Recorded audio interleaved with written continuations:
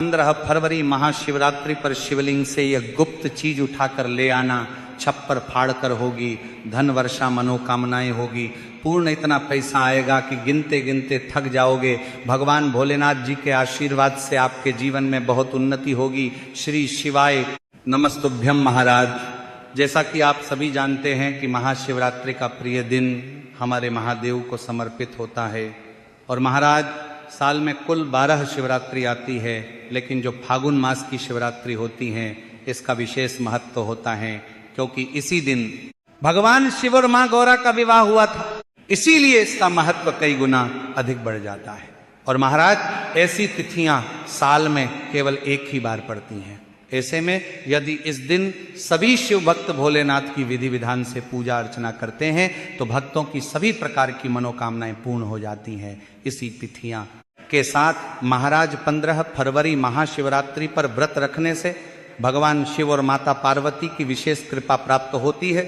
साथ ही इस दिन यदि कोई व्यक्ति भगवान भोलेनाथ की थोड़ी सी भी पूजा अर्चना कर लेता है तो उस व्यक्ति के जीवन की सभी मनोकामनाएं पूर्ण हो जाती हैं, उस व्यक्ति के जीवन के हर कष्ट समाप्त हो जाते हैं और उस व्यक्ति के जीवन में धन प्राप्ति के सभी रास्ते खुलने लगते हैं। तो चलिए वीडियो को शुरू करते हैं, लेकिन उससे पहले अगर आप भी चाहते हैं कि भगवान भोलेनाथ का आशीर्वाद आपके ऊपर सदैव बना रहे तो इस वीडियो को एक लाइक करें और चैनल को सब्सक्राइब करके कमेंट में ओम नमः शिवाय या हर हर महादेव जरूर लिखें। तो महाराज आज हम जानेंगे कि आपको 15 फरवरी महाशिवरात्रि पर भगवान भोलेनाथ के मंदिर जाकर के कौन सी वस्तुएं भोलेनाथ को अर्पित करना है और वह कौन सी गुप्त चीज है जिसे आपको महाशिवरात्रि पर शिवलिंग से उठाकर लेकर के आनी है, जिससे कि आपके घर से दुख दरिद्रता और सारी परेशानियां हमेशा के लिए समाप्त हो जाए और आपके घर में हमेशा ही सुख समृद्धि और सौभाग्य बना रहे। महाराज आप सभी ये तो जानते ही हैं कि देवों के देव महादेव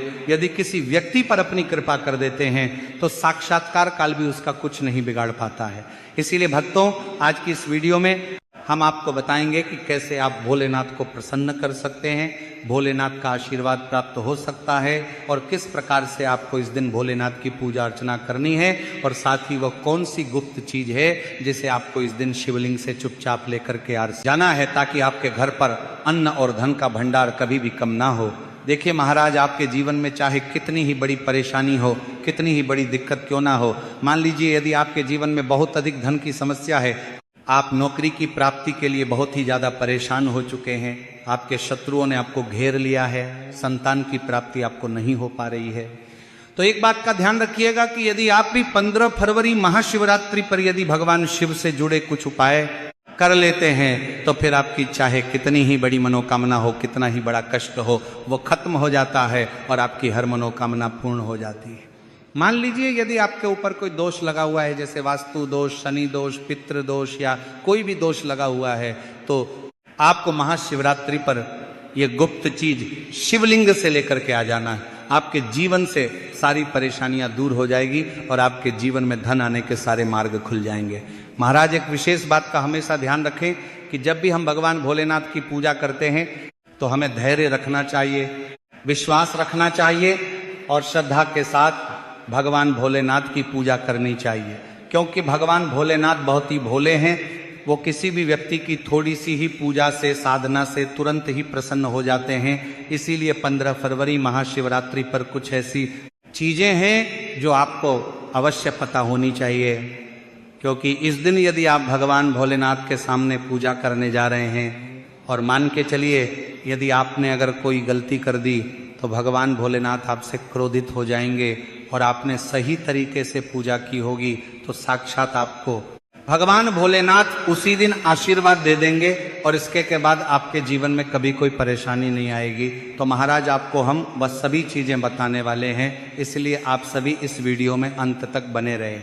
तो महाराज ध्यान दीजिए, महाशिवरात्रि पर सबसे पहले तो आपको भगवान भोलेनाथ के मंदिर जाना होगा और ये जितने भी उपाय आपको बताए जाएंगे ये आपको भगवान शिव के मंदिर में ही करने होंगे।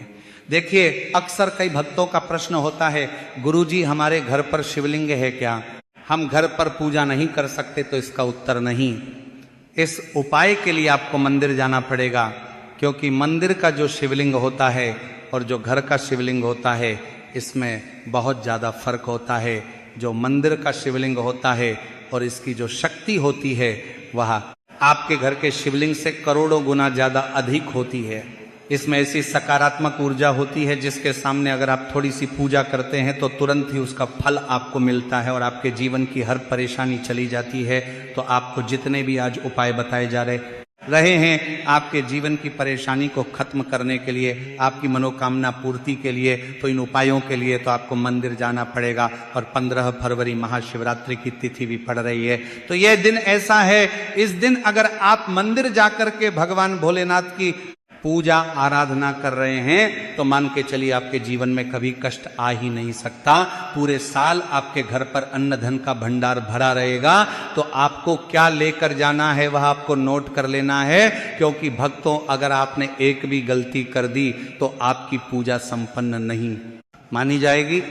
तो महाराज सबसे पहली जो वस्तु है जो कि आपको शिव मंदिर लेकर के जाना है वह है एक लोटा जल। अब महाराज यहां पर कई लोगों का प्रश्न रहता है कि गुरुजी जल जो है वह तो शिवालय में भी मिल जाता है, शिव मंदिर में मिल जाता है, तो क्या जल मंदिर से ले सकते हैं? तो इसका जवाब है नहीं। आपको ये जो जल है इसे अपने घर के रसोई घर से ही लेकर के जाना है। अब महाराज इसका भी एक कारण है, घर से इसलिए आपको जल ले जाना है ताकि आपके घर का जो जल आप लेकर जा रहे हैं भगवान भोलेनाथ पर चढ़ाने के लिए, उसी जल के द्वारा आप भगवान से जुड़ जाएंगे। उस जल के द्वारा आप भगवान को अपनी सभी परेशानियां बता देंगे और उस जल को जैसे ही भगवान भोलेनाथ पर आप चढ़ाएंगे अपनी समस्याओं को बताते हुए वह समस्या आपकी खत्म हो जाएंगी। इसलिए घर से ही आपको एक लोटा जल लेकर के जाना है। इसी के साथ महाराज जो जल आप लेकर के जा रहे हैं उसमें आप चाहे तो 1 से 2 बूंद गंगा जल की भी डाल सकते हैं, क्योंकि गंगा जल से युक्त जल समर्पित करने से भगवान शिव हमसे बहुत अधिक प्रसन्न होते हैं। अब महाराज इसी के साथ में आपको एक प्यारी सी और एक सुंदर सी बेलपत्र भी लेकर के जानी है। बेलपत्र को लेते समय ध्यान रखें कि यह कहीं से भी टूटी हुई या फिर खंडित नहीं होनी चाहिए। इसी के साथ में 15 फरवरी को है महाशिवरात्रि, तो इस दिन आपको बेलपत्र के वृक्ष से बेलपत्र को तोड़कर नहीं लाना है, क्योंकि ऐसा करना भगवान शिव को क्रोधित भी कर सकता है। इसीलिए आप यदि हो सके तो एक दिन पहले ही बेलपत्र तोड़ के ला सकते हैं, या फिर आपको शिवलिंग पर चढ़ा हुआ बेलपत्र शुद्ध जल से धोकर उसका प्रयोग कर लेना है। अब अगली जो वस्तु है वह आपको लेकर के जानी है। सफेद पुष्प महाराज केतकी को छोड़कर सफेद पुष्प भगवान भोलेनाथ को चढ़ाए जाते हैं। इसीलिए सफेद पुष्प महाशिवरात्रि पर आपको भगवान भोलेनाथ के लिए लेकर के जाना है, ताकि भगवान भोलेनाथ का आशीर्वाद आपको मिल जाए, जिसके बाद आपके जीवन के हर परेशानी खत्म हो जाए। इसके बाद आपको भगवान शिव के मंदिर में सफेद या पीला चंदन भी लेकर के जाना है। और ध्यान रखें महाराज कि भगवान भोलेनाथ को अगर आप दूध अर्पित करने जा रहे हैं तो एकदम कच्चा दूध होना चाहिए, गर्म किया हुआ दूध नहीं होना चाहिए, कच्चा दूध होना चाहिए। अब महाराज आपको और क्या क्या ले जाना है देखिए। अगर आप चाहते हैं कि आपकी हर मनोकामना पूरी हो तो एक छोटा डिब्बा लीजिए, उसमें काली मिर्च भर कर ले जाइए। देखिए बहुत ध्यान से सुनिए जितनी आपको बातें बताई जा रही हैं। एक डिब्बे में काली मिर्च भर के एक लाल कपड़ा लीजिए, उसमें लौंग कपूर रखें और इसको मौली धागे से बांध करके आपको अपनी जेब में रख के ले जाना है। सिर्फ इतनी चीज आपको ले जानी है महाशिवरात्रि के दिन। अब महाराज आपको पूजा कैसे करनी है इसे भी ध्यान से सुनिए, और जितनी भी चीजें आपको बताई जा रही हैं इन चीजों को आपको ले जाना है और शिवालय से वापस लेकर के आना है अपने घर पर, ताकि आपको धन की प्राप्ति हो सके, आपकी कोई भी मनोकामना हो वह पूर्ण हो जाए। तो महाराज आप सबसे स्नान आदि करके 15 फरवरी महाशिवरात्रि पर जाएंगे शिव जी के मंदिर में। तो सबसे पहले आपको इस बात का ध्यान रखना है, मंदिर जाने से पहले ही काले या नीले कपड़े धारण करके मंदिर ना जाए, वरना भगवान भोलेनाथ का आपको क्रोधित रूप देखना पड़ सकता है। अब सबसे पहले आपको भगवान शिव के शिवलिंग पर एक धारा से जल समर्पित करते जाना है और आपको मन ही मन श्री शिवाय नमस्तुभ्यम या ओम नमः शिवाय इस मंत्र का जाप करते रहना है। अब महाराज इसके बाद आपको भगवान शिव के शिवलिंग पर चंदन लगाना है। चंदन लगाने के बाद भगवान भोलेनाथ पर आपको बेलपत्र समर्पित करना है। फिर इसके बाद आपको भगवान भोलेनाथ पर सफेद पुष्प अर्पित कर देना है, सिर्फ इतना आपको करना है। दूध अगर आप चढ़ाना चाहते हैं तो दूध भी आप चढ़ा सकते हैं, इतना बस आपको करना है। इतना करने के बाद आपको वहां पर खड़े होकर 108 बार, बहुत ध्यान से सुनिएगा, 108 बार आपको ओम नमः शिवाय का जाप करना है। या तो आप 108 बार जाप कर लीजिए या 51 बार कर लीजिए।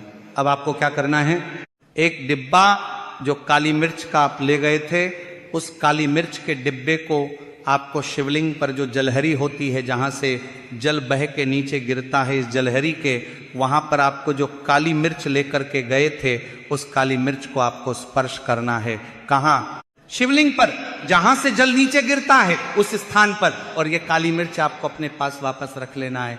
अब जो आप लाल पोटली ले गए हैं बंद करके लौंग और कपूर की, इसको भी आपको स्पर्श कराना है शिवलिंग की जलहरी के वहाँ पर, और इसे भी आपको वापस रख लेना है। अब आपको क्या करना है, जिस लोटे में पानी ले गए थे या जिस लोटे में भी आप दूध ले गए थे, उसमें आपको क्या करना है।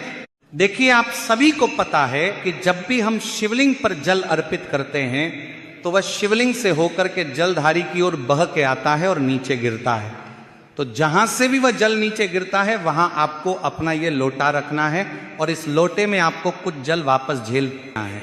महाराज ध्यान रखिएगा, जो आप लोटे में जल भरकर ले गए हैं वो जल आपको वापस बचाना नहीं है, वो तो पूरा आपको भगवान भोलेनाथ को अर्पित कर देना है।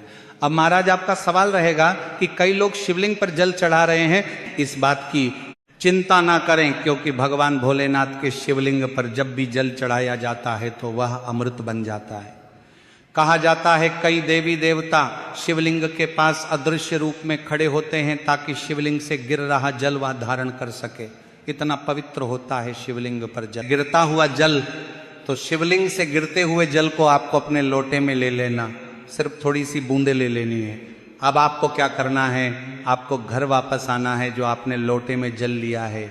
इसको घर पर आते ही घर के लोग जो हैं आपके, उनके ऊपर थोड़ा थोड़ा जल छिड़क देना है। घर के हर कोने में जल छिड़क देना है, घर के मुख्य द्वार पर जल छिड़क देना है। तो सबसे पहला कार्य तो ये करना है।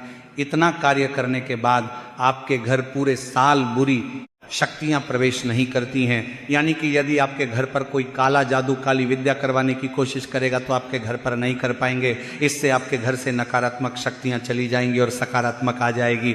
अब महाराज, जो आप काली मिर्च को भगवान भोलेनाथ जी के शिवलिंग से छुआ कर लाए थे, इसको पूजा घर में रखें। ये जो काली मिर्च का डिब्बा है आपके पास, इसे कभी भी आप किसी शुभ कार्य के लिए निकले, जैसे कि मान लीजिए आप बिजनेस मीटिंग के लिए जा रहे हैं, नौकरी की प्राप्ति के लिए जा रहे हैं, काली मिर्च करके मुख्य द्वार से पहले रख के उसको कुचलते हुए निकलिए। ऐसा करने से आपको आपके काम में जो भी बाधा आने वाली होंगी, वह बाधाएं भगवान भोलेनाथ के आशीर्वाद से अपने आप है हट जाएंगी, और आप जिस कार्य के लिए भी जाएंगे उस कार्य में आपको सफलता मिलेगी और आपको भगवान भोलेनाथ का साक्षात आशीर्वाद मिलेगा महाशिवरात्रि के दिन, और आपके जीवन से हर परेशानी चली जाएगी। इसी के साथ महाशिवरात्रि की रात आप अपनी सभी प्रकार के बुरी अनिष्ट शक्तियों से छुटकारा पा सकते हैं। जो लोग भोलेनाथ माता पार्वती की पूजा करना चाहते हैं वो इस दिन अपने घर पर पारद शिवलिंग रख लीजिए। तो सबसे पहले तो आपको अपने घर पर रखें, शिवलिंग का पूजन करना है, फिर गुड़ से युक्त जल हुआ पंचामृत हुआ, इससे आप इस दिन भोलेनाथ का अभिषेक कीजिए। दूध, दही, घी, शहद, शक्कर, पंचामृत बना करके अभिषेक कीजिए। इसके बाद महाराज फिर भोलेनाथ का श्रृंगार कीजिए, चंदन चढ़ाए, अक्षत चढ़ाए, जनेऊ अर्पित कीजिए। थोड़ा सा चंदन का इत्र, क्योंकि चंदन का इत्र विशेष रूप से शिव शंभू को बहुत प्रिय है, तो वह आप अर्पित कीजिए। उनके पसंदीदा पुष्प चढ़ाएं, आंकड़े की माला से उनका श्रृंगार कीजिए। साथ ही कनेर के पीले या सफेद पुष्प चढ़ाएं। कमल हुए, गुलाब हुए, बेल हुई, ये फूल उनको बहुत प्रिय है, ये अर्पित करें। और 5 बेलपत्र अवश्य चढ़ाएं। आप इस दिन चाहे तो या जो आपके पास बेलपत्र है उसी पर आप श्री श्री लिख के या ओम नमः शिवाय या राम राम लिख के अर्पित कीजिए। जो चिकना भाग होता है उस सीमा भी पर लिखिए और यह सीधा शिवलिंग पर अर्पित हो। इस प्रकार से आपको बेलपत्र चढ़ाने चाहिए। महाराज, आप विशेषकर इस बात का ध्यान रखें कि कटे फटे बेलपत्र ना हो। जो व्यक्ति अधूरी चीज भगवान को अर्पित करता है तो उसे भी कटे फटे पत्तों की तरह ही कटा फटा फल ही प्राप्त होता है। इसीलिए कभी भी अपूर्ण सामग्री अर्पित ना करें। इसीलिए महाराज कहते हैं कि जब भोलेनाथ ने गले में विष धारण किया था तो आदि शक्ति माँ के कहने पर देवताओं ने भगवान शिव के सिर पर भांग, धतूरा, बेलपत्र आदि रखा और निरंतर जल अभिषेक किया था, जिसकी वजह से उनके मस्तिष्क का ताप कम हुआ था। और उस समय से ही भोलेनाथ को भांग धतूरा चढ़ाया जाता है। और ये बात भोलेनाथ के भक्तों में बहुत कम लोगों को ही पता है कि इसी कारण शिवलिंग पर भांग धतूरा चढ़ाया जाता है।